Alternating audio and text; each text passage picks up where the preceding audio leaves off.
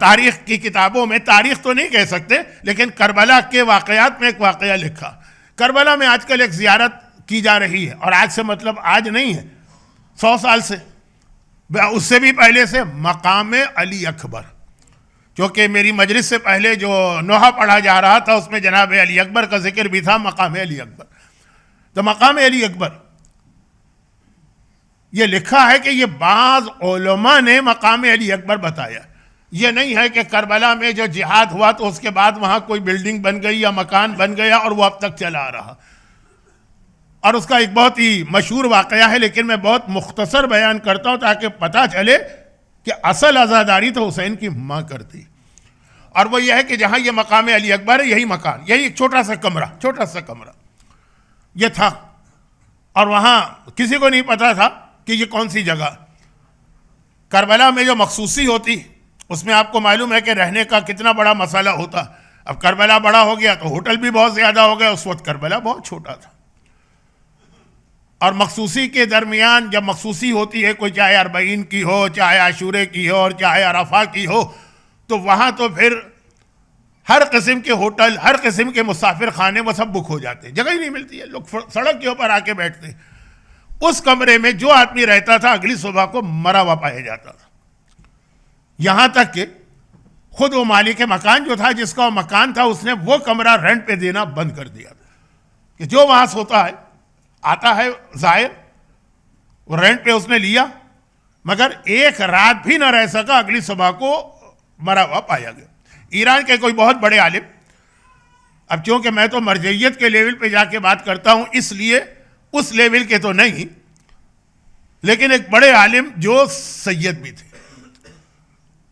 اور یہ ایک جملہ یاد رکھیے گا کہ جو واقعاً سید، واقعاً سے مطلب یہ ہے کہ جن کا پورا فیملی ٹری شہزادی تک، وہ سب شہزادی کے محرم، یعنی شہزادی ان کے سامنے آئیں گی تو حجاب کی ضرورت نہیں ہے، اور وہ اگر شہزادی کی خدمت میں جائیں گے تو شہزادی ان سے حجاب نہیں کرے گی.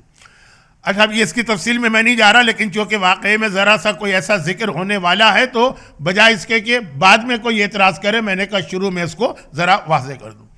تو ایک غالباً 40 کا موقع تھا یا عرفے کا. کربلا کے اندر تل دھرنے کی جگہ نہیں، رہنے کی کوئی جگہ خالی نہیں ہے، صرف ایک کمرہ خالی. اور وہ بھی اس لیے خالی ہے کہ مالک مکان کہتا ہے کہ نہیں بھائی، میں رسک لینے کو تیار نہیں. اب یہ بہت تھکے ہارے بہت دور سے آ رہے ہیں، اور ان کو کسی نہ کسی کمرے کی ضرورت ہے کہ وہاں پہ وہ اپنا بستر بچھا کے آرام کرے. انہوں نے مالک سے کہا کہ ذمہ داری میری، تم سے کوئی آ کے سوال نہیں کرے گا. اس نے کہا لیکن میں گھبراتا ہوں. کہا نہیں، گھبراؤ نہیں. اور اگلی صبح کو جب ہر ایک کو توقع تھی کہ یہ بھی مر چکے ہوں گے، جب نیکسٹ مارننگ آئی تو یہ اپنے اس رینٹڈ کمرے سے باہر تو آئے، لیکن عجیب ان کی حالت. لوگوں نے پوچھا کیا گزری؟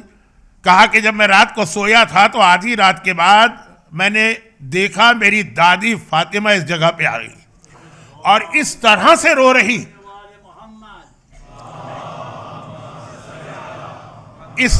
اس طرح سے گریا کر رہی کہ کلیجہ پھٹ گیا، میرا ہارٹ فیل ہونے لگا.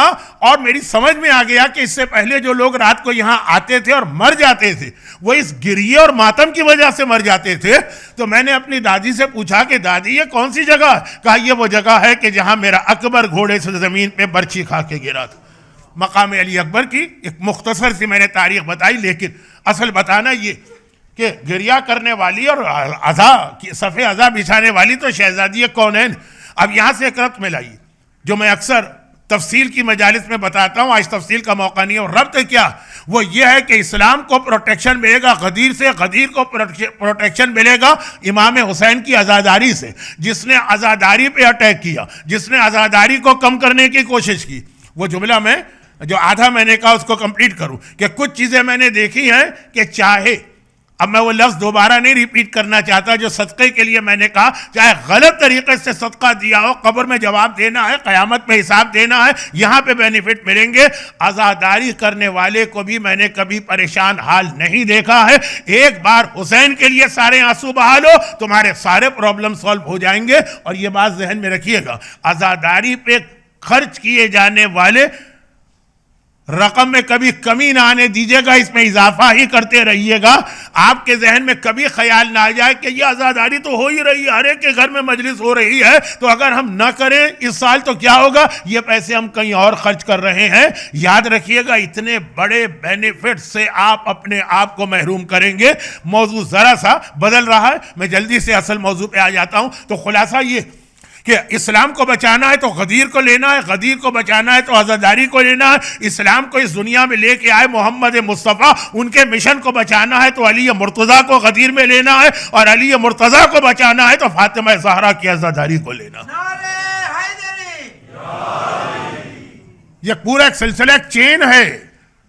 آخری نبی جو 1,24,000 انبیاء کی محنتوں کو بچانے آئے ہیں، فاطمہ زہرا کے ذریعے سے ان کا مشن بچے گا، اور فاطمہ زہرا کا مطلب یہ عزاداری.